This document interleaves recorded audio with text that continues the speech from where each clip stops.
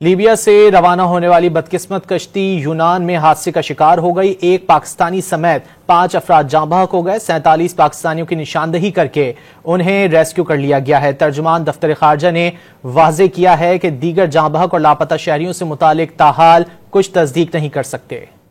بدقسمت کشتی میں سوار افراد بہتر مستقبل کا خواب لیے ابدی نیند سو گئے۔ یونان کے ساحل پر ایک اور کشتی حادثے کا شکار ہو گئی۔ واقعہ جمعے اور ہفتے کی درمیانی شب یونان کے جنوبی جزیرے کے قریب پیش آیا۔ ترجمان دفتر خارجہ نے ایک پاکستانی شہری کے جاں بحق ہونے کی تصدیق کر دی، جبکہ حادثے میں 47 پاکستانیوں کی نشاندہی کر کے انہیں ریسکیو کر لیا گیا۔ وزیر اعظم کی ہدایت پر یونان میں پاکستانی سفارت خانے میں خصوصی سیل قائم کر دیا گیا، جو پاکستانیوں کی شناخت اور ورثہ کی اپنے پیاروں تک رسائی یقینی بنائے گا۔ ترجمان دفتر خارجہ کے مطابق پاکستانی سفارت خانہ مقامی حکام کے ساتھ مسلسل رابطے میں ہے۔ وزیر اعظم کی ہدایت پر نائب وزیر اعظم اسحاق ڈار سرگرمیوں کی خود نگرانی کر رہے ہیں۔ صدر مملکت آصف زرداری نے کشتی حادثے پر گہرے دکھ کا اظہار کرتے ہوئے انسانی اسمگلنگ کے تدارک کے لیے اقدامات تیز کرنے کی ضرورت پر زور دیا۔ وزیر اعظم شہباز شریف نے پاکستانی شہری کے جان کی ضیاع پر انتہائی افسوس کا اظہار کیا۔